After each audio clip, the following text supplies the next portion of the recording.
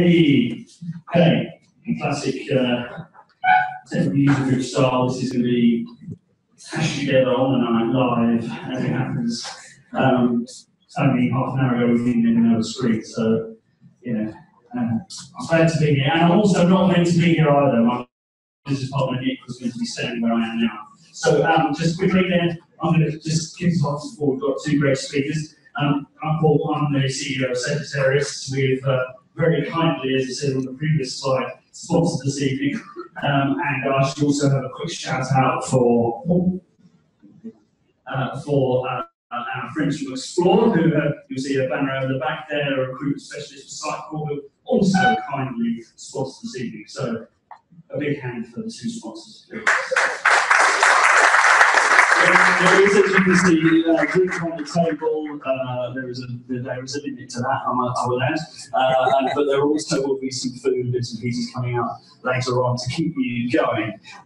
So we've got an agenda here. I'm going to bring this up. First things first, this is how you get online. And we've got a few hashtags that we would encourage you to use as well.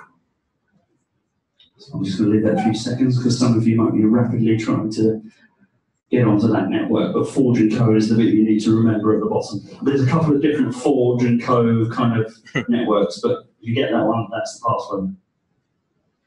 Okay, I'll move on.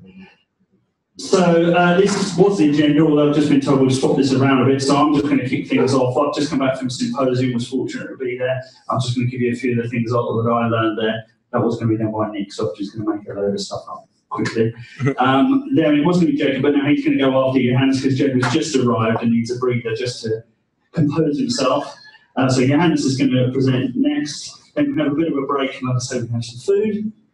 And then we've got a bit of a quiz, I think, organised by Steve McGill, and then a bit of net general networking and that sort of stuff. So hopefully that keeps you entertained for the next hour or so.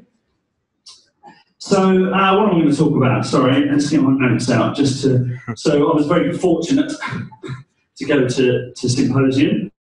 That's a long way away, to go to Disneyland and be in the Disney bubble for 5 days to learn about Sitecore.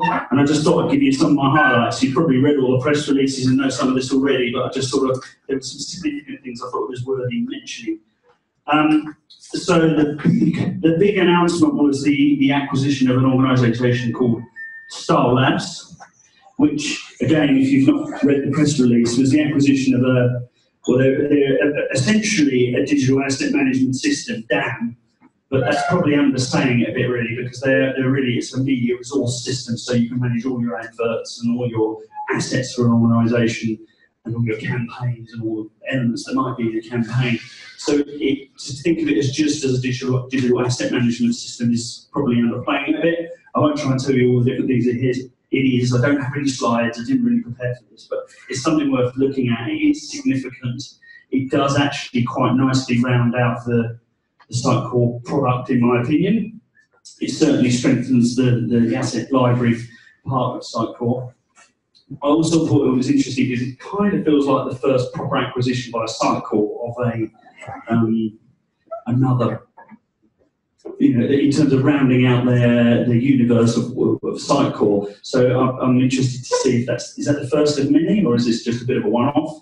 It kind of does change one of the mantras that Sitecore's always been built from the ground up, but nevertheless, it is a significant thing. I think it is worthy, and I'm not sure how it will pan out.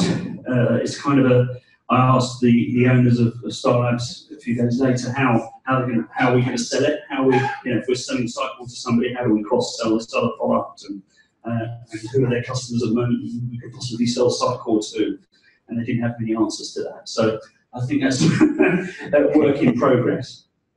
The other things that were sort of that I absorbed from the few days were obviously more deeper integration with Salesforce.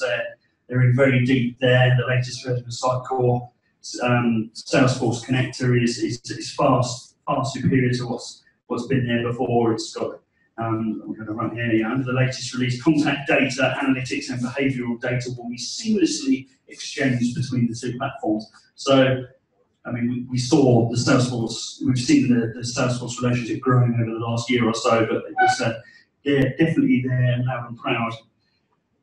Equally, the JSS and headless was almost like the JSS and headless symposium. Really, there was lots of presentations, lots of examples, and all the potential that's in there. I think, you know, again, I'm not the dev here, but looking at it as well, just even over the last year, it's thoroughly maturing to a place where we should all be embracing it. I think it's, I mean, we as an agency have received RFPs for people looking to use a headless CMS, and are looking at various open source options to do that. And when I look at Sitecore, I think it's actually in a really strong position, because it has been genuinely a kind of headless system at its core for a long, long time. So I think it's actually really well placed. So I'm keen to see that the JSS framework is growing all the time. It also helps, I think, from our point of view, it helps expand the agency. At the moment, we're limited by having just Sitecore developers in the team, but with the headless, it helps us grow more, because we've got React and Angular and all that as well. So we can, as all of us as agencies and developers, have got a sort of a wider playground to play in. It was a strange symposium compared to last year. Last year I went, it was the second one I went to, and they obviously launched Sitecore 9 and they launched Sitecore Cortex. So there was lots of new and exciting things to for them to announce, whereas this year kind of didn't have that. It was all sort of little bits, evolutions of the stuff that probably they announced last year that they're kind of now is really available. And Cortex was again one of those things that sort of Sitecore's version of Kaiser Soze, I think, that doesn't really exist, but you know, we think it does. And that was really, they tried to clarify, well, Cortex isn't really a thing, it's the kind of just the label we're going to put on stuff that uses machine learning within the platform. So the first bits of Cortex that we'll see in 9.1 are really it being used to, it's being added in 9.1, including personalization insights based on machine learning with an updated personalization and testing UI that will highlight opportunities based on successful user journeys today. In other words, it's starting to look at that data and really highlight to you the kind of the segments and the particular customer journeys that are probably you should be focusing on next, which is what I always thought you should be doing first.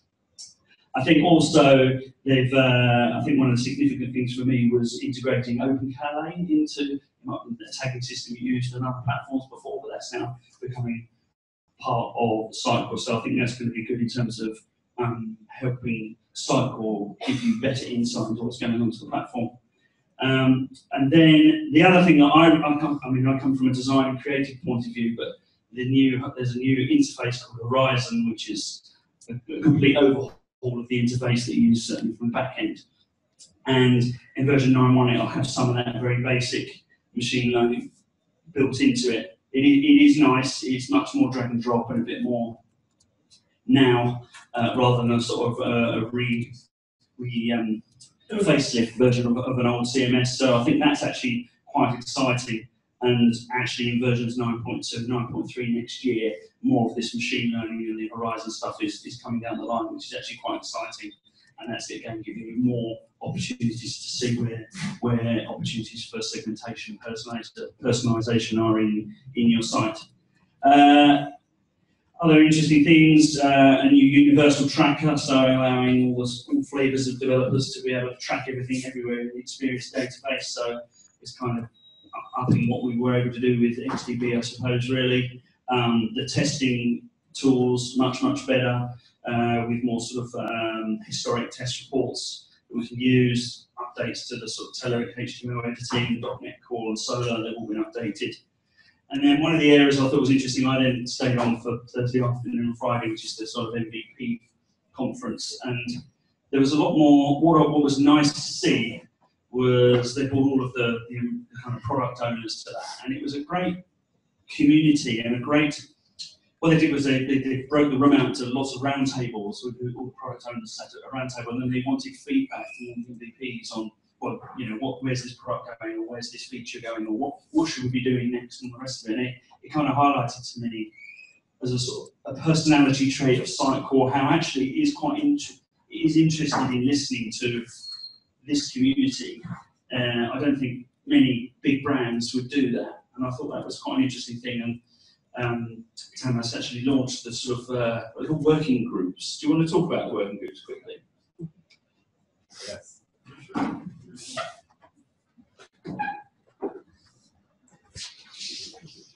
Thank you, Paul. My name is Thomas Varga. I'm working for Sitecore. I'm a technical evangelist in the technical marketing group, and I'm running the MVP program. I hope you heard about the MVP program, and I hope there are some MVPs in the audience. But so the MVPs are the most valuable professionals who we select year by year based on their community contributions. And as Paul mentioned, we really value the feedback of the MVPs, and this community is local, and they really would like to help to evolve Sitecore as a company and also the product and the ecosystem. And we announced to have formal working groups with MVPs, so MVPs can join to help us in different areas. We have a working group for Helix, so everyone loves, hates Helix, and this is what we would like to change to love. So we know that some changes needs to be done, and some MVPs and some internal folks working on the new version of Helix. We have working group for CI/CD and high availability and disaster recovery. So some folks who work in this environment, they chip in how the real life scenarios are and how we should test our product. Also, we have a working group for trainings and e-learnings. So everyone who has experience in this field or would like to help Sitecore to work, have a better training system, they can join this working group. And yeah, there are some other coming, but yeah, it's part of the MVP program. Thank you. Thank you. Yeah, I thought it was just kind of interesting, the recognition that they're recognising that as they grow, something like training, for example, is very difficult for them to scale, to get knowledgeable people to train you guys how to do things in practice. Is that's a challenge in itself. Of course, even if version 9.2 comes out, so now there's a best practice of a way to implement whatever feature it might be. That's how they think at the initial point, but of course there needs to be some sort of feedback loop as to, well, no, we tried doing it like that, and that's a ball ache, and actually it's an easy way of doing it, or it'd be better if you could do it this way. And that's what I mean about the feedback loop. So they're trying to formalise that, so effectively, I think that's a positive step anyway. Anyhow, that's enough from me. There are a few others here who are obviously at the symposium. I'm happy to answer questions later, but don't make them too technical. So I'm going to, without further ado now, I'll hand over to our first speaker, Johannes.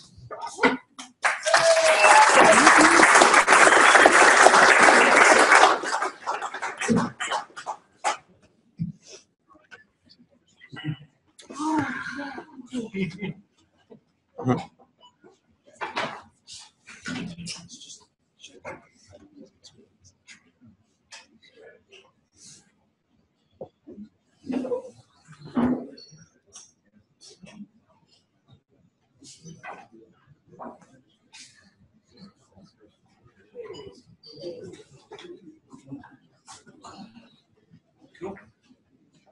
Right. I'm not sure if you mentioned it, Paul, but there will be a quiz as well at the end, so pay attention, there will be an exam. So I will be talking about bots, Sitecore services clients, XConnect as well.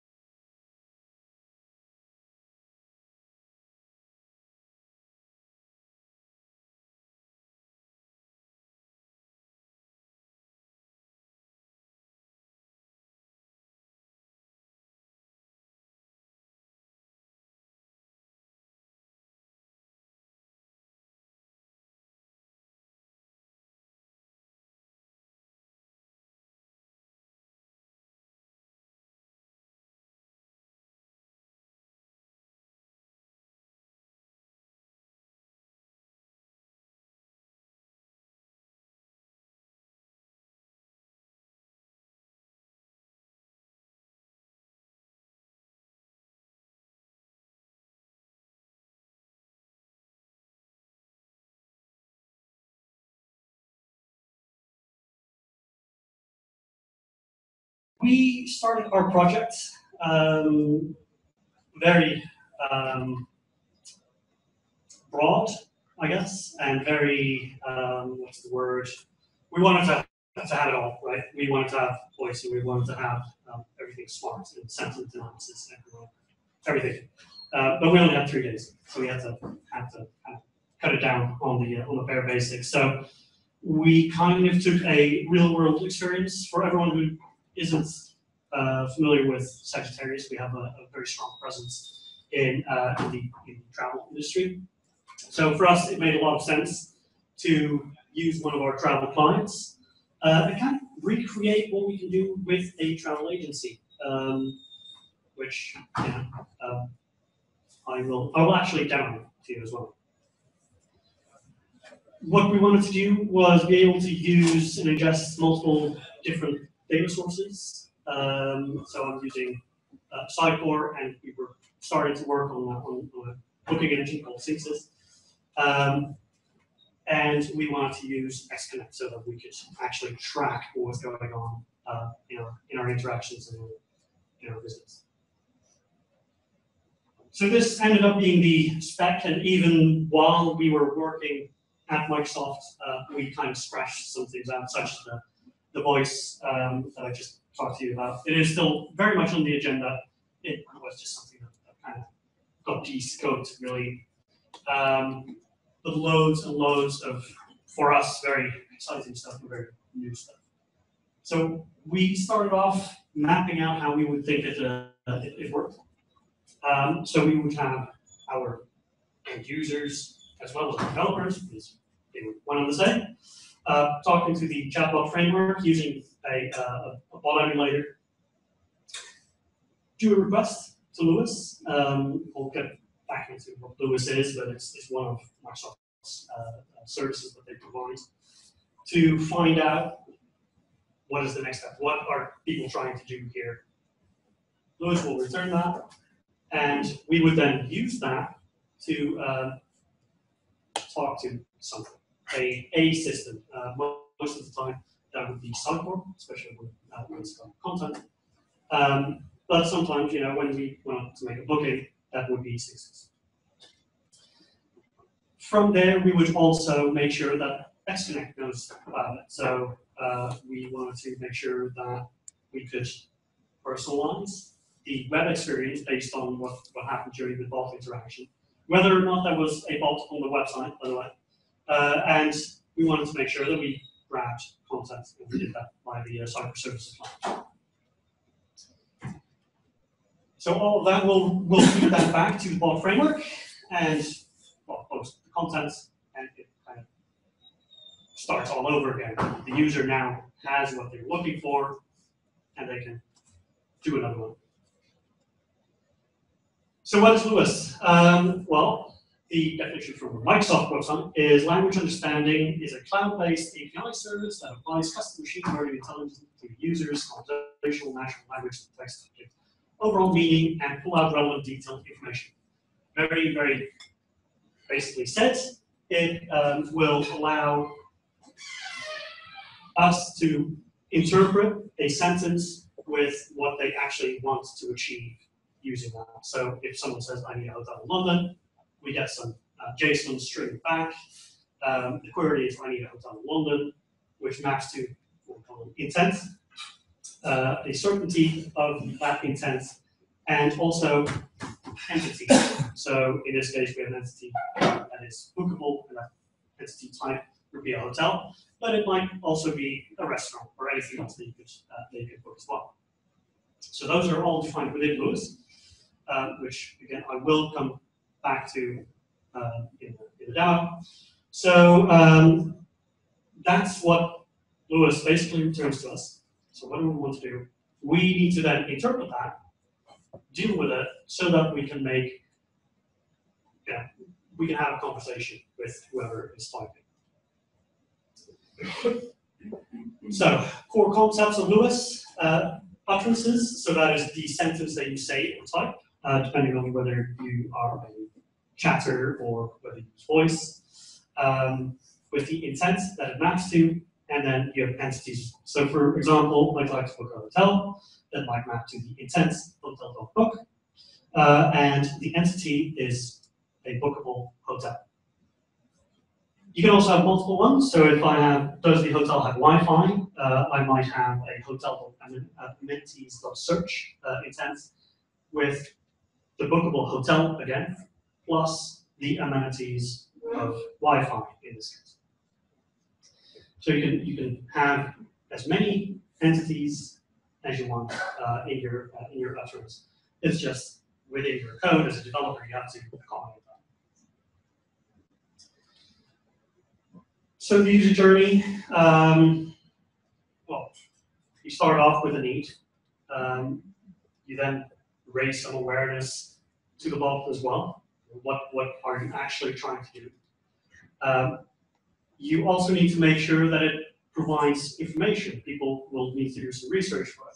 People need to do comparisons. People need to be able to decide, purchase anything all the way through the entire channel. And you can actually start at any point within this journey as well. So if I'm a user and I'm already familiar with the hotel and I've already booked it, I might actually start off at the educate step. So it's not a linear journey. It is well, the opposite of linear, I guess.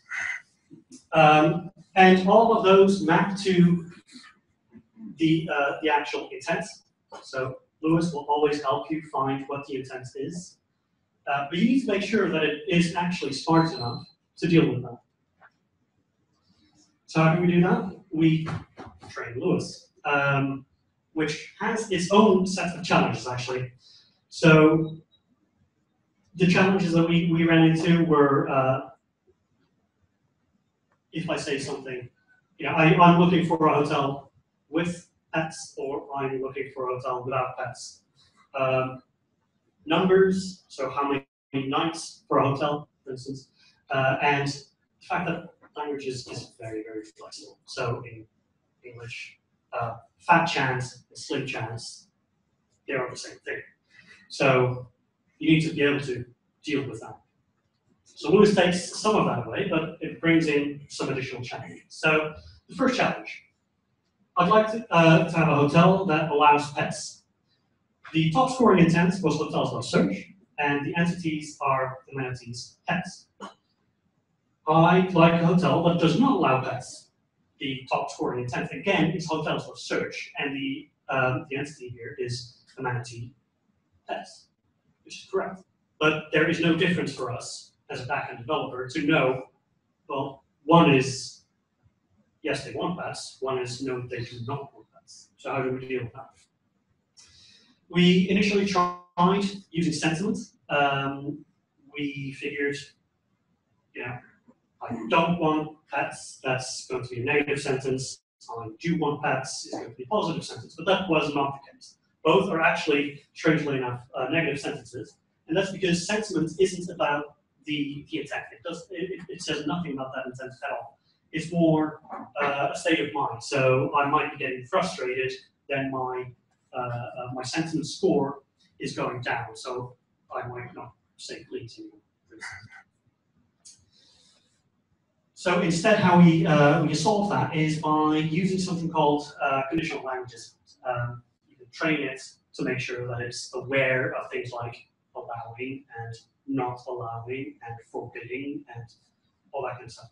It takes work. It doesn't do it by itself. You're going to have to train it, and you're going to have to monitor it, and you're going to have to update it again.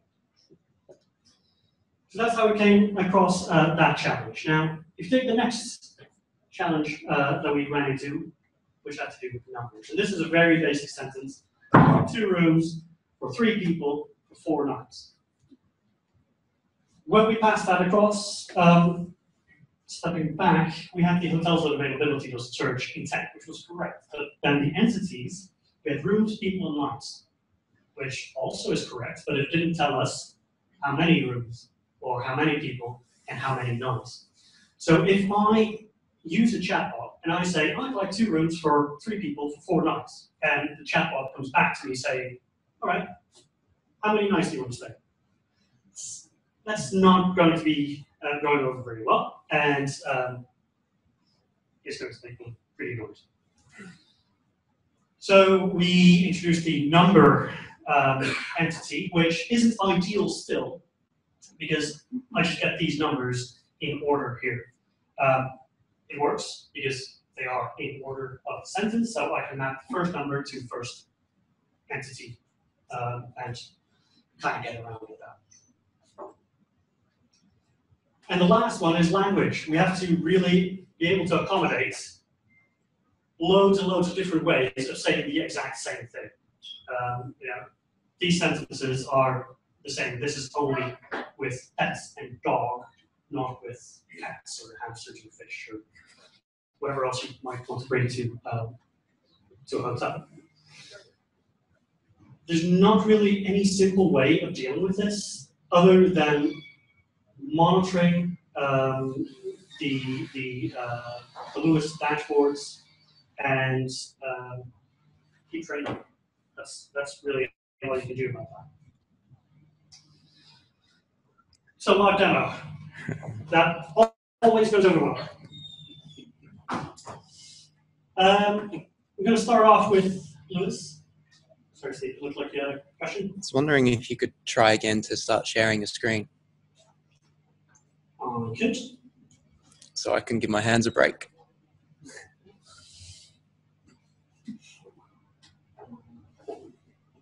Well, that's getting it out.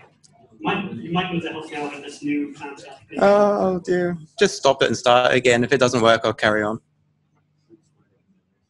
Just, do you see that big button? Yeah. Stop it. Yeah. And then try it again. I figured that was my video. No, never mind. RSI it is. Sorry, dude. Carry on. You've got a break coming up, Steve. Suck it up. Right, so Lewis. You might notice that I'm on eu.lewis.ai because that's where I spun up my Lewis app via Azure portal. So my endpoint is actually going to be in the EU, which is important for my knowledge, but other than that, it doesn't matter. You can have multiple apps within Lewis. I'm going to go and open this one. And then I have all my different intents. So over here, you can see that I have all my various intents that we were talking about, hotel search, manatee search, and all that kind of stuff. Let's see how that works. I have built and compiled my solution. It's running. You can see it's running localhost for 3984. So in my Vulkan emulator, I'm just going to go to the endpoint localhost 3984/API/messages. Refresh that just to make sure there's a connection. I can always see over here on the right hand side. This is just purely for training purposes. Or demo purposes in this case. I don't think so, no. So I can pull this across, so this is bigger. I don't know if that helps. So if I just say hi, it's going to return, I didn't understand. Well, that seems very silly. I didn't actually create the greeting intent here yet. So I'm going to create a new intent. I'm going to call that greeting.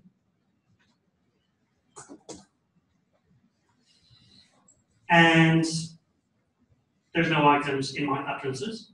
So I'm just going to give it a couple of sample sentences. Hi, or hello. This is just so that Lewis knows when I wanted to hit this particular intent. Good day. I can then train that. And it'll just need to do that for just a second.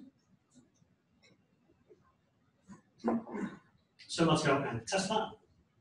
So if I now type hi, it is going to map into the greeting intent. It is almost 100% certain of that. There's no entities, and there's positive symptoms. Fine. I need to just publish this real quick so that my application can access that. And let's say hi. Hello. How do I do that? Well, in my code, and this one can zoom in, so let's try 150%. Over here I have a greeting intent. So I map that to the loose intent of greeting, and then I'm just saying, return me hello if I don't have a hotel selected in my journey just yet. Pretty simple. So there are some other things that I can do with this as well. Now, I'm not a very good one-hand typer, so you'll have to bear with me. Which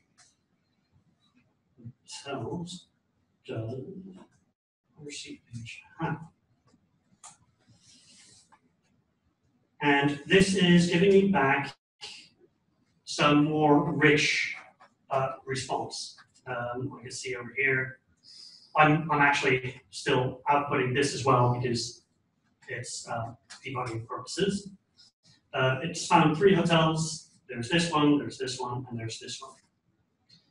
Now, where is it pulling that content in from? That is simply from Sitecore. Let me find my correct tab here. Refresh. Admin. Oops, everyone saw my super C password. It's all local. You can't hack it. So over here I have my bot content, and again I cheated a little bit for demo purposes. I just had one huge big block field JSON thing, which is not the prettiest thing to look at it. But it's a good thing that we don't have to look at it because we don't really care. We just go over here. I'm using the Sitecore Services client, as I said. So to use the Sitecore Services client, I did have to do 2 things. And again, zooming in, over here, I have to set up what security policy I wanted to use. I have these various policies, off, local only, or on, basically. So I wanted it to be on. I also didn't want to deal with any logging in, so I'm going to use the allow anonymous user, and I set that to true. And that was it. Now, does that mean that you'll have to worry about, people hacking your site through that? No, because Sitecore in the backend is going to use the Sitecore Services API user over here. So you can still go into Sitecore and map out what exact access right this user has. So you can still kind of limit that. Out of the box, it will not have any read writes, delete writes, all that kind of stuff.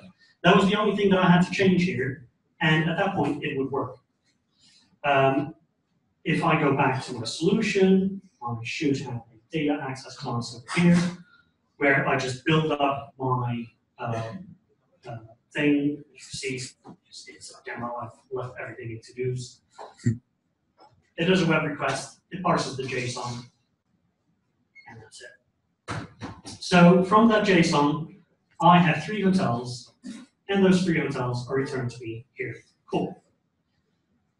I can now do things such as, which I know we have 3, which hotel has parking. And I know that should be 2. And if I scroll up, I found 2 hotels. So these 2 hotels have parking. And now if I start being a little more vague, and which one has a spa?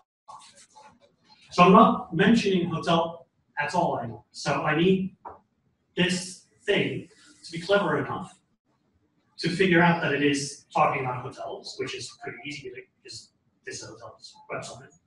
But I also have to make it clever enough so that it can pick up that it needs both a parking space as well as a spa, because it says and. So if I'm correct, and I am, I only have 1 hotel over here. So that's pretty good. Over here, I just have two different links. You can create however many you want. It's pretty basic stuff. I can click on more information here, for instance. What would you like to know about this particular hotel that we've selected? Let's say, can I subscribe to the newsletter? My first name, so I'm already in there. So I'm going to subscribe to Steve, because he's just sitting there.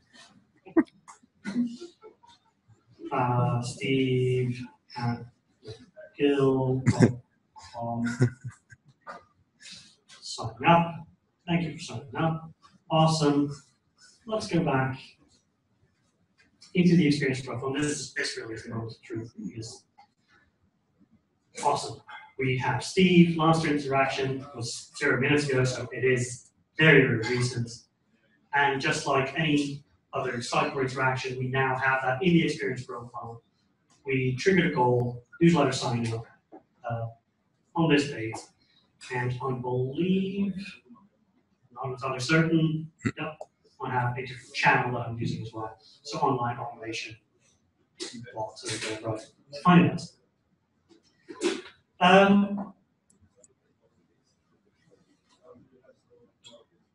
Yeah, so that's kind of the demo, I think. So we've seen service client, we've seen XConnect, we've seen the demo, we haven't seen it all over, so that is all good. We've seen, so we had some Sitecore integration with a different channel. I didn't call it chat, I called it boss, I believe. And you can do your regular Sitecore stuff with that. You can then use that because it's in the experience profile. You can use that to personalize. Some takeaways, and I promise this is my second to last slide. Start really simple. So start with kind of the key user journeys. Start with kind of the easy wins, the quick wins. Maybe look at Q&A maker and that type of things first. Understand how people use not only your website at this point, but also your other environments. In this case, a chat interface. So, what language do they use? How, what slang or synonyms do they use?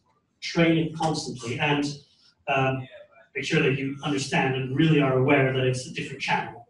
It has a different interface. The user journey is, you hop from intent to intent, entity to entity. You need to be able to actually deal with it all, because otherwise people will get frustrated with your bot and just stop using it. If you don't do it correctly, it might be better not to do it at all. Any questions?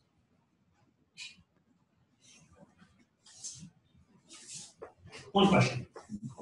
Anybody else? Okay. So what do you reckon about automated kind of no reply email addresses? And people are going to reply to them anyway, right? So what do you reckon about trying to guess, instead of just saying, oh, either bouncing the email back, I don't know what actually happens when you try and reply to them, trying to guess what they want to do and maybe forwarding it onto to the right department, or is that a risky thing to do? Or I mean, I taking emails out of the equation and just using the bot example. If people get frustrated with it, maybe use that sentiment score that we saw that Lewis also provides, and make sure that people are aware that they can just say, you know what, just let me talk to an actual human being. Ethics gets into play there as well, because when you start your chat session, are you going to tell them that they're talking to a bot or not? If they think they're talking to a person, they might actually end up getting a very bad experience, because a bot just simply can't cope with everything that a person can cope with. So it's kind of back to those questions, really, I think. I don't know if that actually answers your question. Yeah. It has done. I promise I'm trying not to ask an awkward question. But what I'm aware that we had some issues with the versions of Sitecore and dealing with Azures. Do you want to just make that clear? Yes, yeah. So when I started this,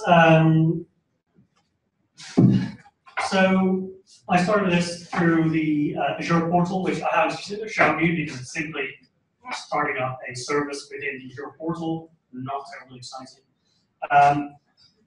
So I started a web app within the portal. And you can then choose a template. And when I was at Microsoft, I asked, which template should I use? And they said, well, use version 3 because version 4 is radically different. I trusted them and used that, which is fine. But then that required .NET Framework 4.6. And Sitecore 9 requires 4.6.2. And I was having a couple of issues trying to make sure that the bot framework was actually running on the 4.6.2 framework. So I got a bit dragged down in that. I think it took me 2 to 4 hours probably, sadly, to fix that. It was actually not that hard in hindsight, but because I didn't know what I needed to do and it was all new, it took a little extra time. But yeah, all the reference. I was just trying to save everybody here 4 hours. If you times that by 50 people, what's that worth? You're welcome. So we're a little bit pressed for time because the guys are cooking, you see. So we're going to bring Jacob on now to make up. So, sorry, other people may have had questions. I think the whole point of this is come and talk to him. Come and talk to him. He'll give you all the inside scoop on what worked, what was easy to do, what was difficult to do. It's kind of the nature of these events. So, thank you, Johannes. Big thanks to Johannes.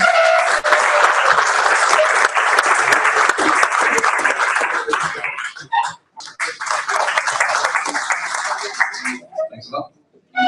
So, my name is Jacob.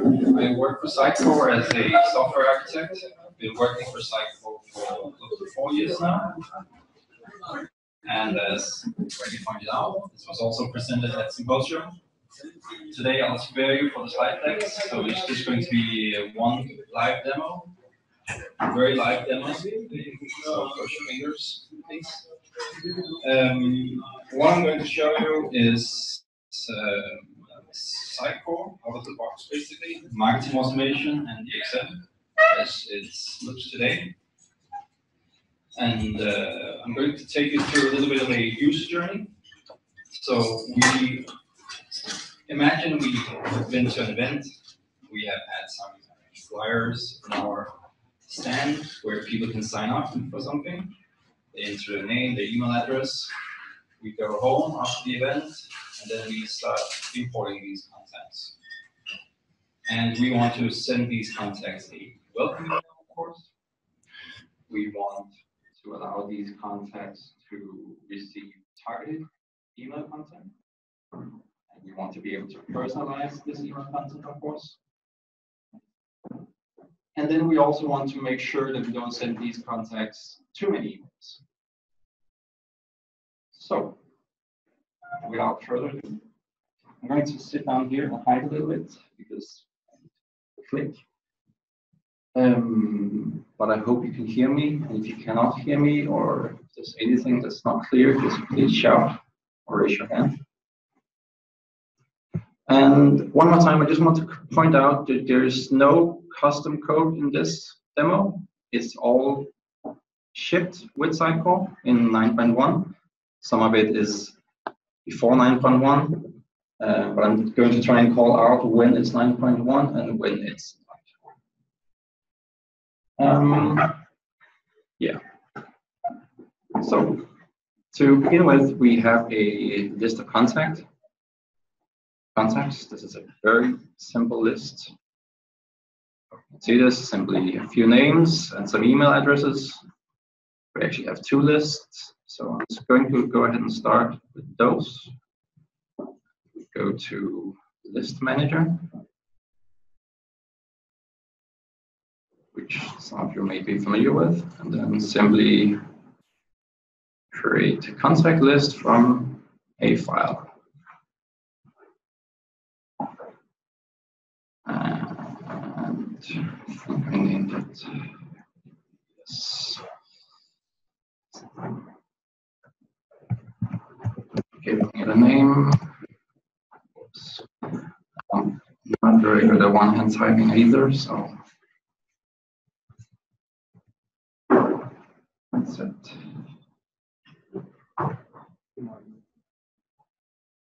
Oh. I can, yes. Oh, that's much better, thanks. Just going to go ahead and map the fields from the file. This is not new. This has been like this forever, or at least as long as I can remember. So here we have our contacts, they're imported, they're indexed, everything's good. And here we also see one of the new features in Sitecore 9.1. It's not very obvious, but here you will actually be able to specify and see exactly where a given contact on a given list originates from. So before you just had a long pile of contacts, but you can actually identify them from each other. So now you will be able to, well, in this case, I imported them from a file, so naturally they're from this file.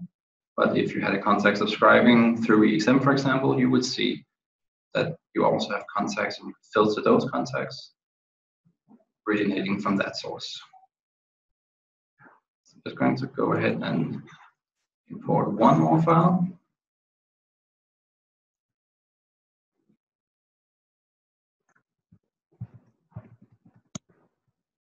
Username, email address, do the mapping.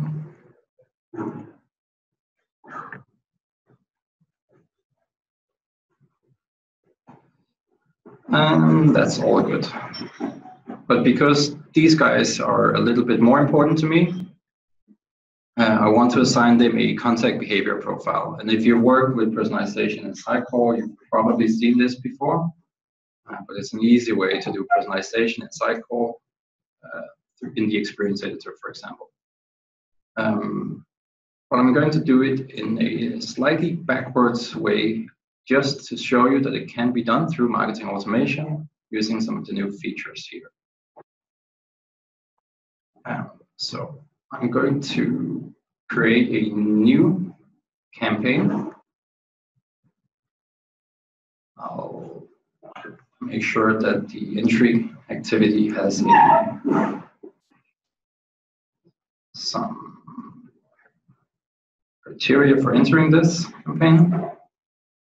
And then I'm going to add a change contact behavior profile activity and then assign them to the sender persona. And then give them the value of 5. And then also going to add them to my HUG UK sign up list. Click save.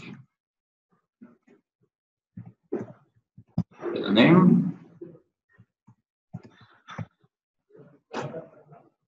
Click save. Activate it. It's okay. And then I'll use one of the new features from 9.1 in marketing automation. So we've got this new action here, enrolling contacts from a list. So I'll select my other list of the leads from the event. Click OK. And the contacts on this list will automatically be enrolled into the marketing automation campaign. And also assigned a behavior contact or a contact behavior profile. You could have done this a different way if you wanted to, but yeah. Okay. So we've activated and enrolled our contacts. So let's go ahead and look at one of the contacts now.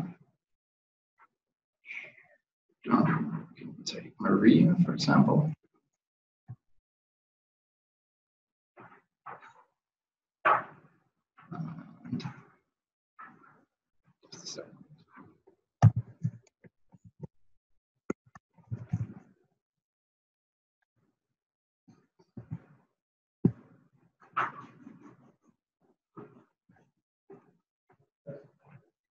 Oops.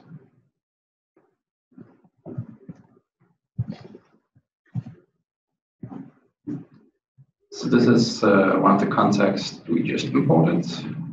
We can see here we already created an interaction, and we also, if we scroll down, updated the contact behavior profile facet. But remember, this is just coming from a list, the name and the email address. You can also see here that it's got a key, the value. You'll have to trust me that this is the standard persona. Okay, so far so good. So now we have our list of contacts imported from the event. So we go to EXM in order to send our welcome email campaign. And I'm not going to bore you with actually setting up an email campaign. And also I don't want to risk doing it wrong. So I prepared a draft, of course. Nothing interesting here. Here we're just going to remove this list and select our other list. We can see we have 17 people. We have some content as well. And we're just going to go ahead and use this contact behavior profile for some very, very simple personalization. So we'll add another rule.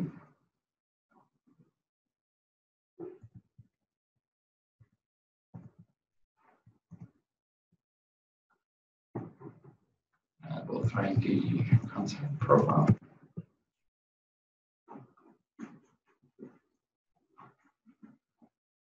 We'll say that this is Sandra.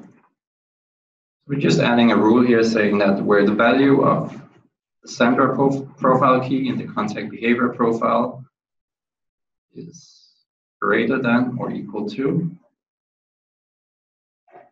5.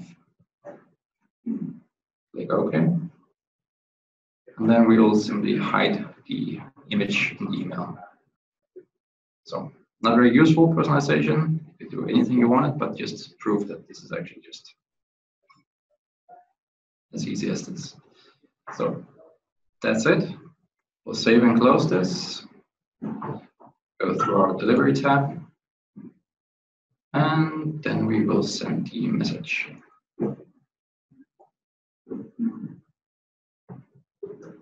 So I've got a little SMTP server here behind the scenes.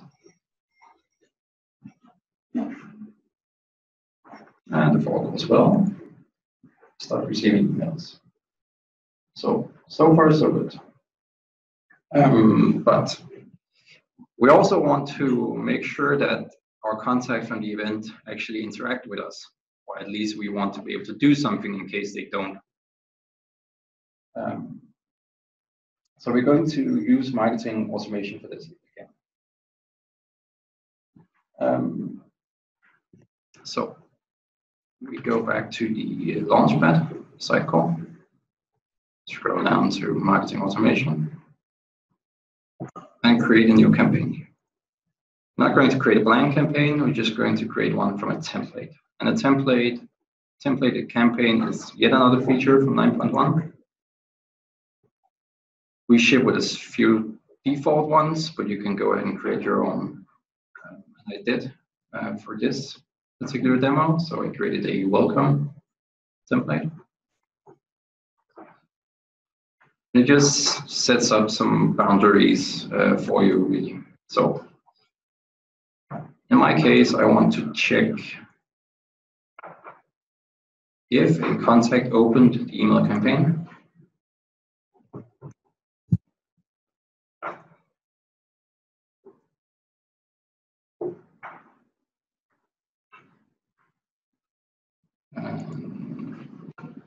This is the email campaign.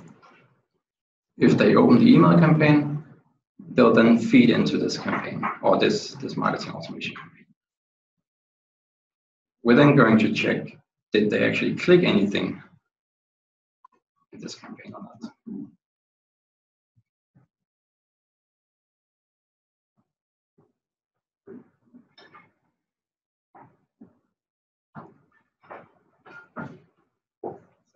Select the email campaign. We're just going to wait for them for 1 minute. You might want to increase that delay a little bit more in real life, but it would be a very boring demo if we had to wait for hours. So if they clicked the email campaign, we're going to increase their engagement value by 5. If they didn't, we'll send them another email campaign, offering them free shipping, for example. And if they didn't do anything of this,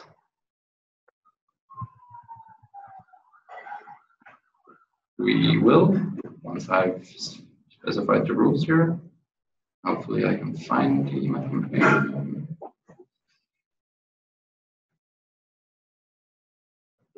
There you go. We'll wait for a few hours. Again, increase their engagement value. And we'll send them another email if they didn't.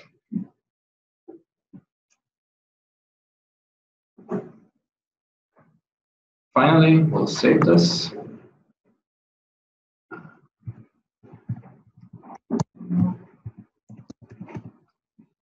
Specify a maximum enrollment count. I'll get back to this in a little bit.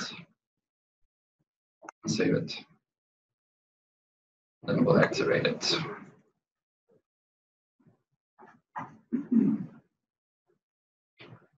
So now our email campaign has been sent. We've created a marketing automation campaign where we should receive follow-up emails in case they open the email but didn't actually click anything.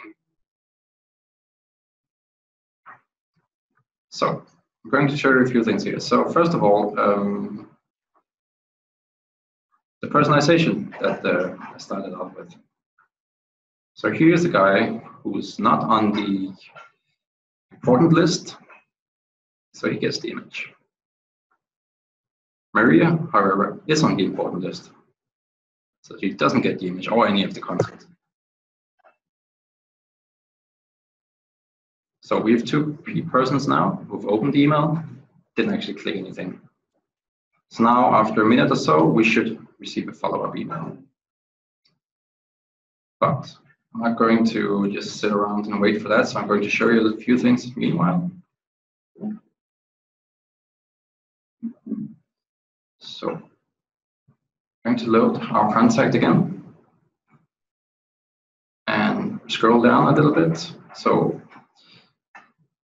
here we see the interactions for this particular contact. At least I do. And you can see that we've got an email sent event. We've also got, because I just opened the email, an email open event. This is not new to 9.1. This has been around for quite a while. Since EXM 3.3, we started using XDB, really. And this is really what allows us to do reporting using Experience Analytics. This is what allows integration towards Experience Profile, towards marketing automation, and anything else in Sitecore, basically. So EXM is not doing anything special. We are just creating interactions, page events, so on and so forth. This is what you use for personalization, for reporting, in email campaigns, and on the website. So you can go ahead and personalize any of the EXM email events as well.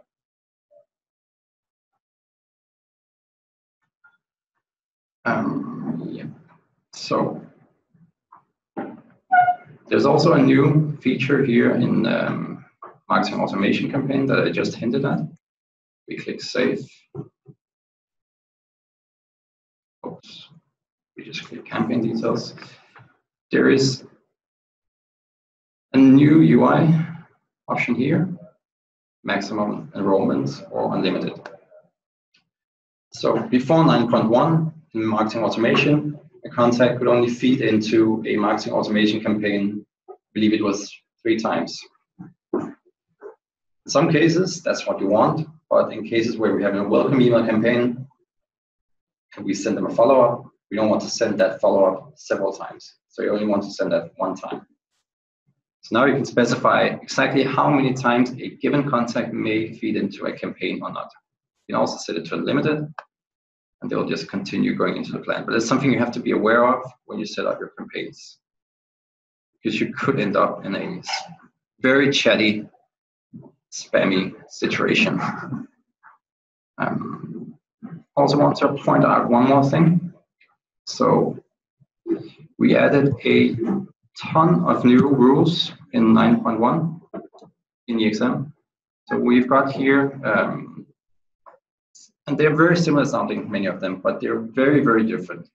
And it's important that you know how and why these are different. So we have, for example, a rule here where the contact opened an email. We also have, if we go a little bit down, where the contact opened an email in the current interaction. So the distinction between the two is that in marketing automation, a contact is enrolled when there is an interaction or if a facet on the contact is updated. So these two situations may trigger a contact to be enrolled into a marketing automation campaign. Now, if a contact is enrolled into a marketing automation campaign because they opened an email, for example, that's on that specific interaction. So we want to make sure that we only, or maybe we want to make sure that we are only looking at the current interaction that caused the enrollment. But you can also look at all historical interactions, which is the other one here. So when we say when the contact opened an email, we really mean when the contact opened an email at any point in time. So if we have a new interaction happening for this contact somewhere in the future, a minute from now, 5 minutes from now, where they did something else, maybe they signed up on a form, maybe they just visited the website, they will actually be enrolled into this campaign again because sometime in the past, they opened this email. If any of you have developed custom conditions, you may have seen this already because there's two different interfaces you can implement. I'm happy to go into more details about that later or after this if anyone wants. Just wanted to point out that that's quite important to understand. While I've been chatting, hopefully we've gotten a few emails. We do. So we're going to go ahead and open the free shipping one and scroll down a little bit. I'm not going to go ahead and get my code. I'm just going to go ahead and look at this link here, update subscription preferences. Right click this and open it in incognito window. So the preference center is another new feature in 9.1. This is simply a way for context to specify, and Steve is the responsible person for this before he decided to leave us. So this is a way for contacts to specify, okay, I'm interested in this and this and this. And then you, as marketers or whoever your role is, can use this information for personalization. You can also use it for segmentation when you're sending out email campaigns. So Maria opened this. Is going to click just computers. And then click update subscription. Again, this is completely out of the box functionality. The only thing we customize a little bit here is the content. Okay, so to show you a little bit about how this is set up, let's go into the content editor first.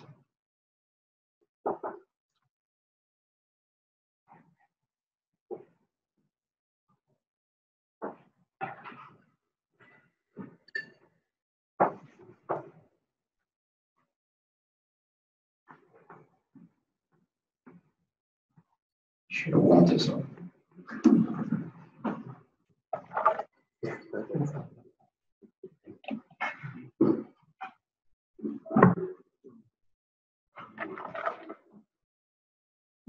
There we go. So I'll select my email manager route.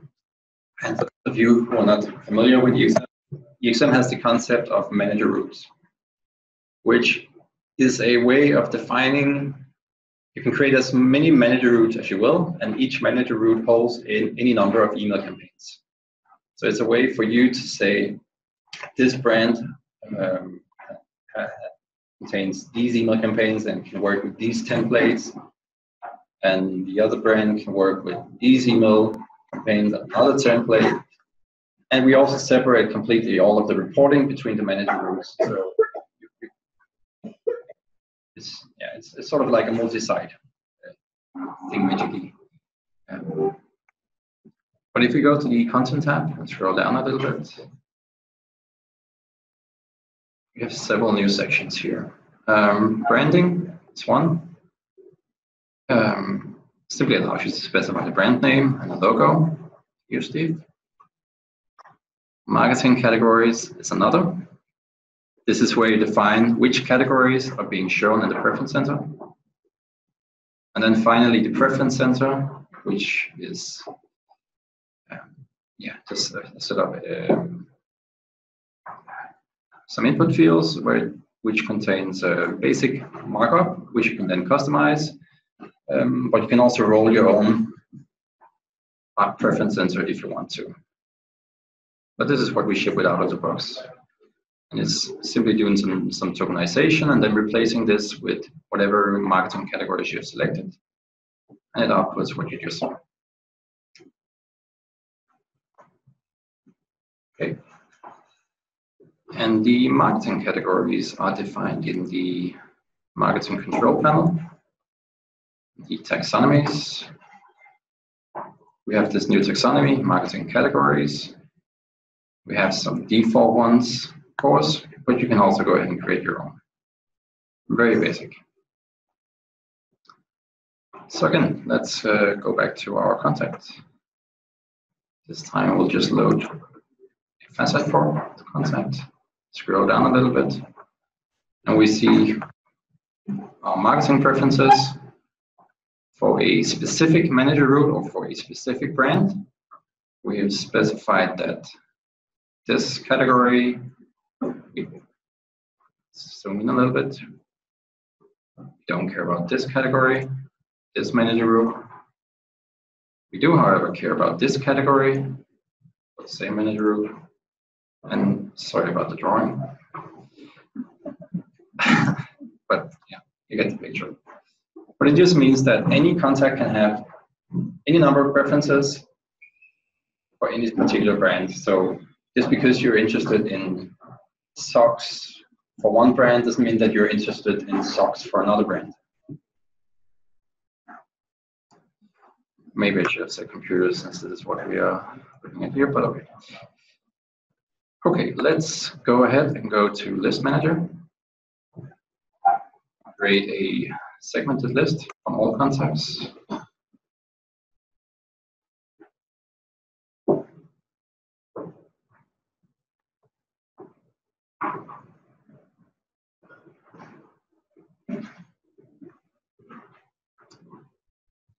Name, add a segment.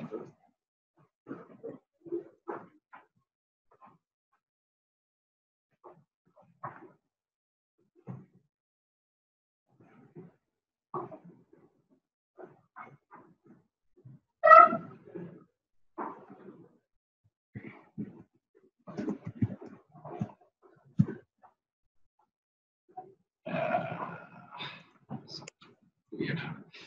And then add a rule for this segment. And the rule is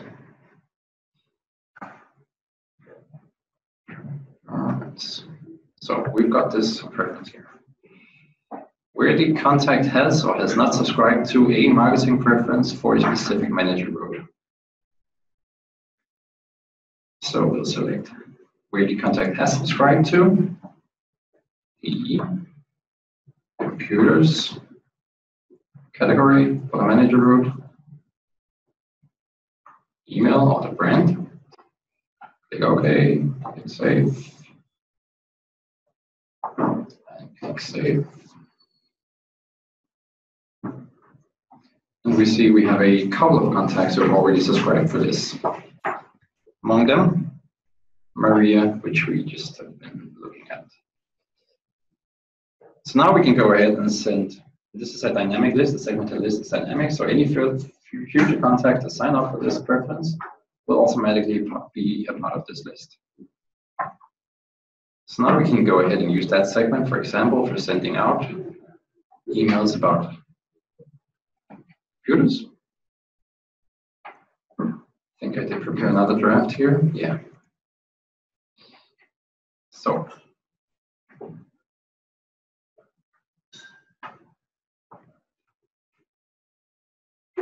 select the list, and we see we have 3 contacts. But now we remember, okay, we've already sent these people several emails. So let's just make sure that we don't send them too many emails. So please notice here that we have 3 included contacts and 0 excluded contacts. So we're going to look at the final feature and also the conclusion of the demo in a minute or so. Sending limits. So sending limits is another new feature in 9.1, and this allows you to specify how many emails per day, per week, or per month that we want to send to a contact. So I'll just enter 111. So we send them no more than 1 email per day, or per week or per month. Activate this. Then I will go back to my dashboard. Find my draft email campaign. Now you see these contacts are already excluded because I sent them emails already this month. So we don't even have to bother with sending it out in this case. In fact, we won't be able to, but it's just automatically querying XDB through XConnect, of course, making sure that we only process the contacts that actually we want to send to. Of course, there might be situations where you do want to send an email to them, no matter how many emails you already sent them. If it's an order confirmation, for example, you do want to send them that email, even if you send them 500 emails already. So you can click this service email campaign box, accept a very aggressive pop-up, click save, and I'll just refresh the UI real quick.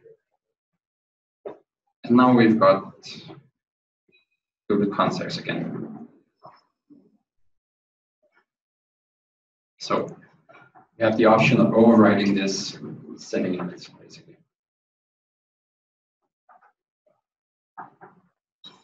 That was pretty good. Questions?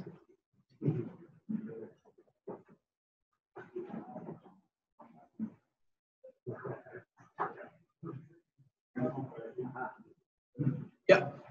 Sorry, it's the big you guys need to eat.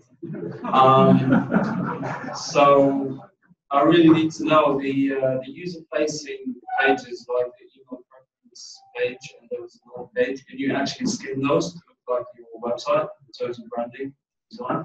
Yeah, definitely. So you can skin them as we saw before, and just go ahead and open one more.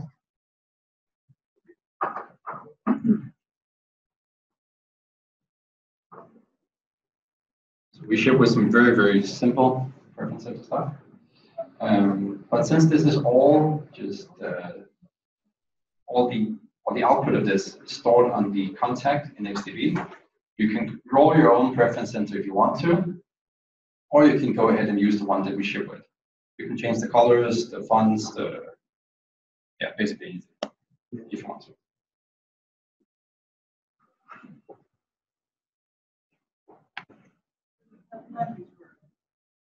Language versions.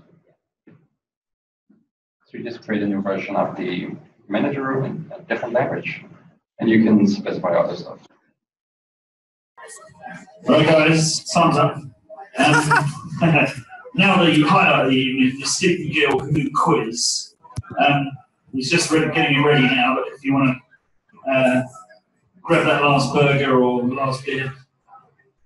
Yeah, so there is something to be had here. This isn't just a quiz. I should mention there is actually a prize. I want to a prize.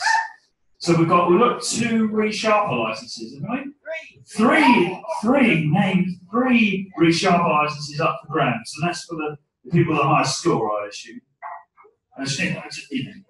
Sounds obvious, but it's tricky. Okay. All right, I'm going to hand you over to Steve. Big hand for Steve. Thanks, buddy. Okay. So a couple of ground rules about this game. No Sitecore employees, no MVPs. Sorry guys, you get enough already. I don't like you anyway. And nobody who's watching the live stream either, because I want to just give you the gifts at the end. So okay. Yeah, I've got 20 questions. I'm going to rattle through them pretty quick. So before we do that, you've got to get started. You almost can't see it. You've got to go to kahoot.it on your mobile device. And it's going to ask you to put in a PIN number. And then you can participate in the quiz.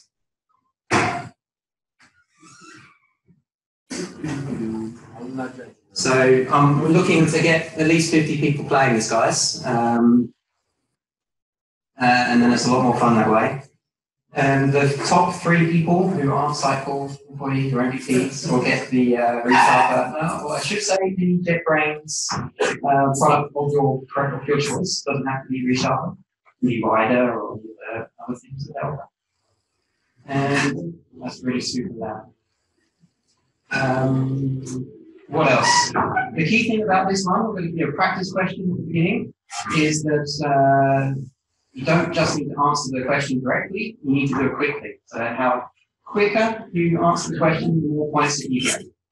You also get a correct answer streak. So if you get lots of questions right in a row, then you get exponential amount of points. And so in one way, yes, answer the questions quickly, but make sure you get them right. Because if you get several of them right in a row, then you're sorted. Matt Gill, thanks. All right. So, guys, let's try and get this up to 40 players then, maybe. Give you another 30 seconds and then we'll get cracking. You can join while we're playing, but give yourself a chance.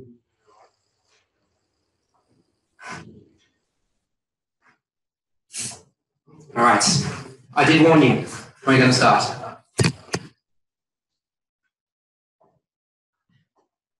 This is a test question, so you can get used to it.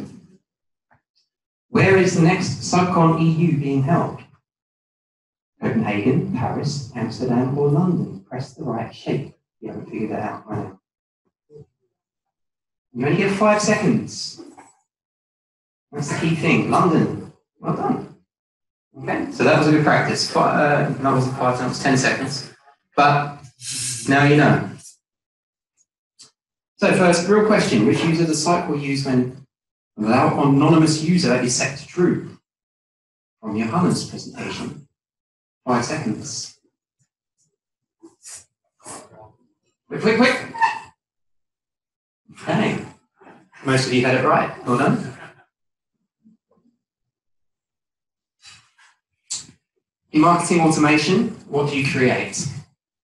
Campaigns, magic, or engagement plans? Should be multiple right answers for this one. Yes. So that's not confusing at all, is it? You should. I want to screenshot this for our products. They're now automation campaigns, not engagement plans. Rich in the lead. In SXA, from the talk which didn't happen, what token would you use in a data source query to reference the current site? So just take a guess, maybe something Who's the luckiest going to win tonight? On the side, apparently. Yeah. Why would anonymous contacts not show up in the experience profile?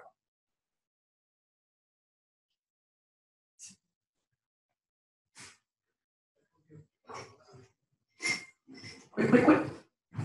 You gotta be quicker, guys. I want to get this out of the way, so you can't have it both ways. Where is Star Labs situated? Who knows? Netherlands, UK, Belgium, USA. You guys know this one, don't you? Almost done. Yeah. Belgium. Thanks, Tom. How much of Jacob's MA demo requires custom code or integration? Come on, everyone do red, please.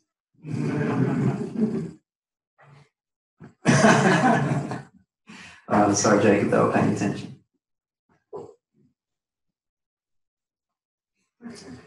Do you have to start from scratch when building bots?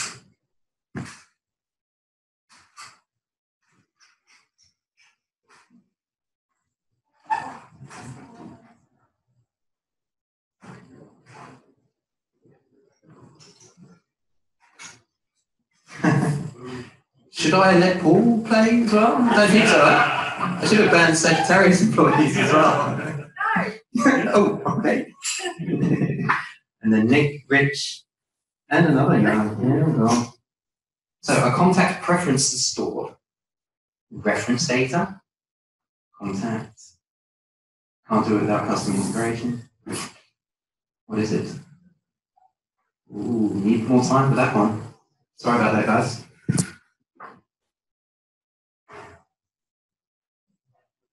How many layouts can be assigned to a single item? A nice 10-year-old cycle question.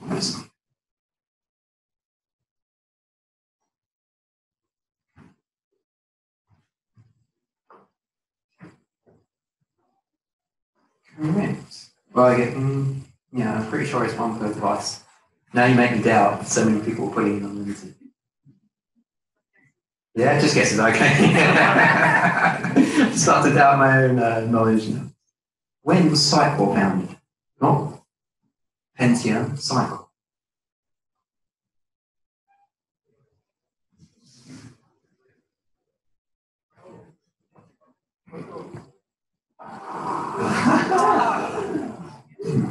Got ya.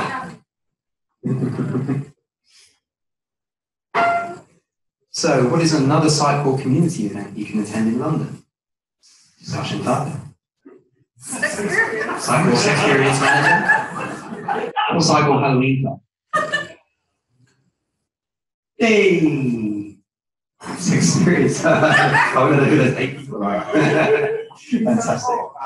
Yeah. Yeah. So I promised I'd talk more about Sitecore's experience. Oh no. Discussion Club. Martin Miles, is he here? Can't believe he's in. Martin started up a different format of a user group. Oh, it's not really a user group, maybe it is. Where he just gets less people, 10, 20 people, and we're just all sat around a table, just having some beers. And turn that down a bit. No. Maybe I'll just not use it. Yeah. Yeah. And literally that's all it is. It's discussion. We're just helping each other solve problems, and it's just an hour or two, and it's really different feel, and it's a good vibe. And it's not a competing thing. He gets a bit competitive about it. He calls this one boring, and his one is awesome. But I would actually encourage you to give it a try. So look at it. I should have put it on sitecore.events, and you're very welcome to come tomorrow and see what it's all about. It's a lot more, lot more about the networking and the talking rather than sitting and watching presentations. So by all means, give it a go. There was no points for that one. Which module allows you to collect data and personalize experiences on non-Sitecore sites?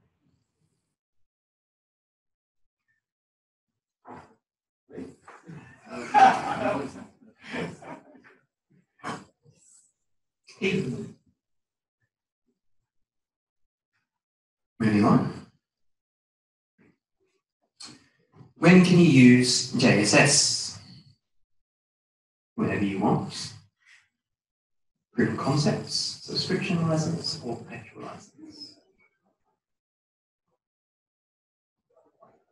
Yeah, not quite so simple. So you need to have a subscription license if you want to use the latest and greatest new module from Sitecore. So watch out for that before you start developing. How many were awarded as MVP in 2018?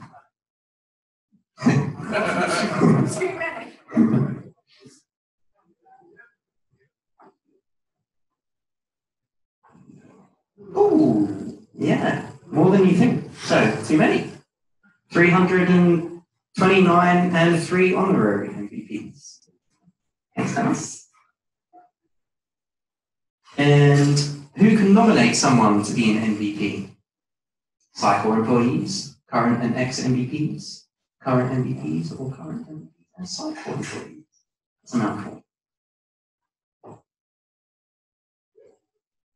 Very good. People are listening, tell us. And how many times may a contact belong to an automation campaign?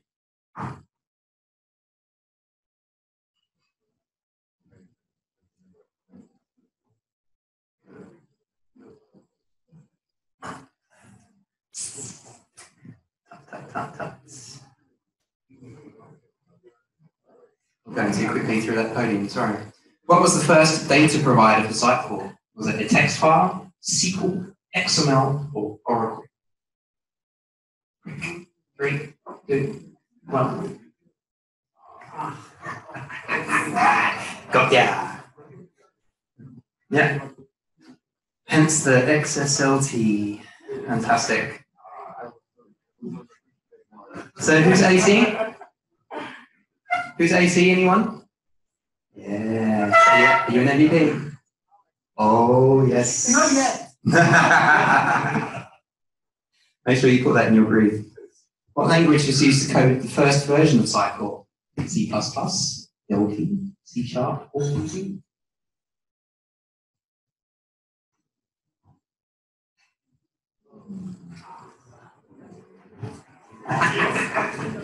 Amazing. Yeah, VB. I thought it was Delphi. But no. Yeah, all things. So AC in the lead. What is an EXM manager route according to Jacob? To finish us off. Higger, a multi-site thingy-majiggy, or a way of separating your email content and analytics?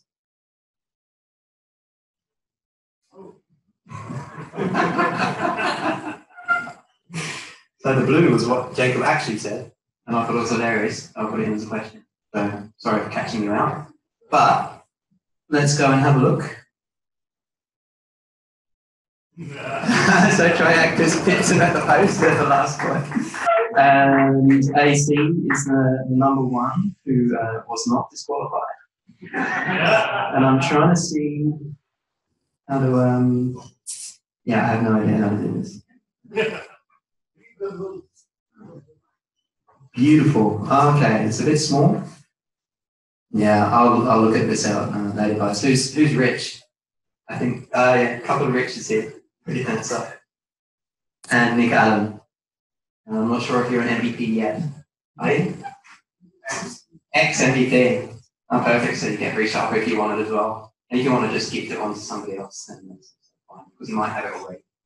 Thanks a lot for your attention, guys. I don't know if you wanted to say anything to close, Paul, but I think this is probably the last user group of the year. So I'd like to thank you for such a good turnout, as always. We're going to get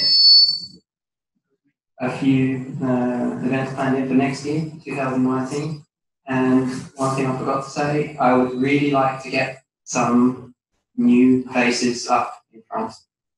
Okay, so if you'd like to give a talk, doesn't matter how long, 5 minutes, 15, doesn't matter. One of us will mentor you if you want it. All right, you can stand up and present with me, whatever makes you feel comfortable to get up here and make an idiot of yourself like I do. Yeah, you want some help? So yeah, thank you very much. Cheers. The good thing is that it's sort of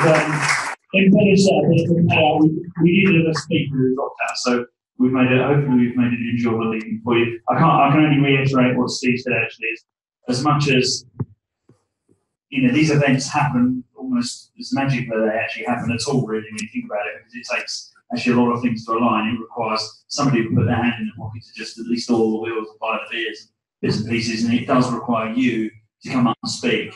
And that is a bit scary for some people, but I would just urge you not to be scared. You're amongst friends here, so even if you're just showing them some little thing that you did, and it's not the most polished sort of presentation, this isn't, this is a forum where that is okay. It's okay to go through some code. It's okay to sort of do a bit of a demo of something that's sort of only half finished or whatever. But it's how we all improve our own skills, of just learning from each other, and we don't need to even know all the details, but just seeing that something is possible and the general idea of how it was done can be inspiring. So long may it continue.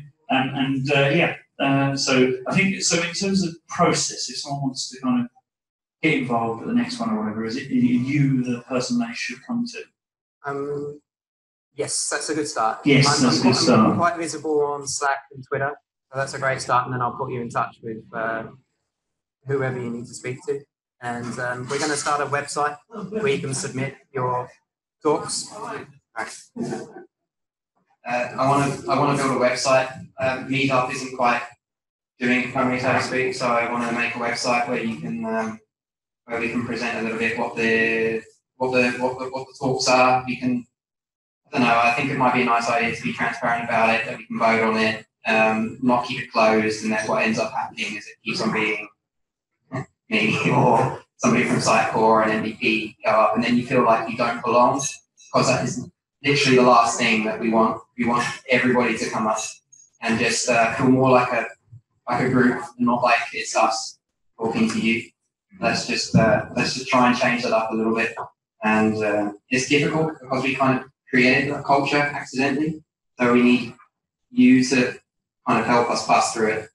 And I might be partly to blame for that, but so let's try and make it open and transparent, and I'll build a website and we'll figure it out. Thanks, Steve. Yeah, I think it is good though that Sitecore, like Jacob, comes this evening and actually presents as well. Though I think he's right that Sitecore do still have a voice, because actually it's the one way that Sitecore talks directly to the developer community. Actually, being obviously a business owner and the marketers, they get lots of bump, who are partners that they receive that the developers don't see. So I think that these groups are still essential. So they require lots of different people to support them to make them happen. So just want to make that point. Okay, that's it, everybody. I don't know how much drink is left to drink, but enjoy the rest of the evening. I think we're okay for another 15 minutes or so. But I hope you enjoyed the evening. Not safe travel time. Thank you. Bye.